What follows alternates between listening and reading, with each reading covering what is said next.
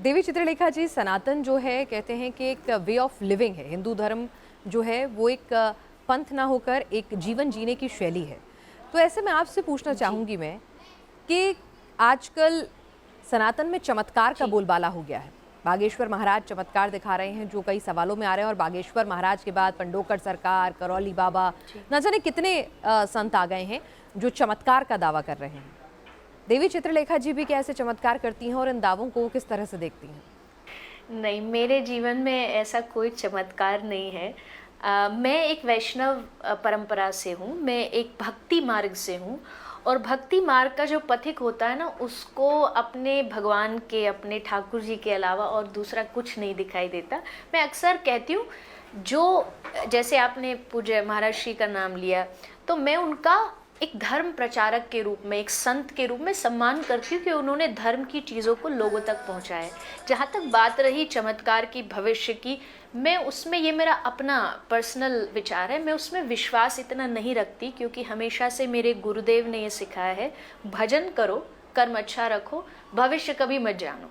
मैंने आज तक कभी अपना हाथ नहीं दिखाया, कभी कोई जन्म कुंडली नहीं बनवाई। क्यों? क्योंकि मुझे भरोसा है कृष्ण मेरे साथ है, वो जहाँ लेके जाएगा, वो गिराएगा भी तो संभालने के लिए वही खड़ा होगा। तो मैं क्यों किसी के पास जाकर के अपना भविष्य जानूं, ये सब जानने की कोशिश करूं। और जहाँ तक बात रही मेरे दुख की, मेरे सुख की, तो मेरे अपने कर्म हैं। कोई दूसरा आदमी आकर के मेरे दुखों को मुझसे छीन नहीं सकता है।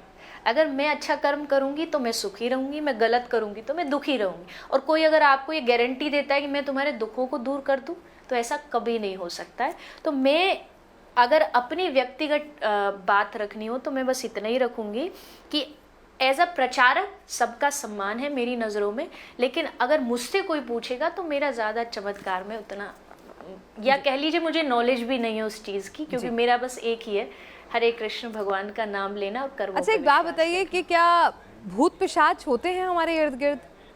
क्योंकि बहुत सारे लोग इस पूरे उसमें फंसते हाँ, चले जा रहे ये हैं कि मैं भूत ऐसा नहीं पिशाच कह हैं। सकती नहीं जी। होते, क्योंकि मैं जिस, देखिए, मैं जिस श्रीमद् भागवत की कथा करती हूँ, उसका जो पहला श्रोता था वो धुंधकारी था, वो एक प्रेत था। वो आया, 7 दिन उसने कथा श्रवण की और मुक्त हो गया। तो भूत नहीं होते ऐसा तो मैं बोल नहीं सकती हूँ, कि भागवत का पहला ही प्रसंग ये है। लेकिन जो भगवान का भक्त होता है, जो भगवान की भक्ति करता है, उसके आसपास कोई भी दुनिया का भूत प्रेत, गलत एनर्जी, कोई ग्रह उसको छू भी नहीं सकता। जैसे जिसके ऊपर प्रधानमंत्री का हाथ हो तो नीचे वाले जो लोग होते हैं उससे डरते हैं कि भैया इसकी पहुंच वहां तक है। तो जो भगवान का भक्त होगा, जो कृष्ण की भक्ति करेगा, जो राधा रानी की भक्ति करेगा, कोई भूत प्रेत, उस किसी से डरने की आवश्यकता नहीं। मैं कहती हूँ, मैं कृष्ण भक्त हूँ, मैं राधा रानी की भक्त हूँ, और उसी भरोसे पे कहती हूँ अगर है तो कोई मेरे ऊपर डाल के दिखाए। तो होते हैं, ऐसा तो है, लेकिन जो आजकल इस चीज़ को एक अंधविश्वास के रूप में प्रस्तुत किया जा रहा है। और मैं तो ये कहती हूँ, ज़्यादा भूत प्रेत ये माताओं को ही क्यों आते हैं, पुरुषों को इतने क्यों नहीं आते?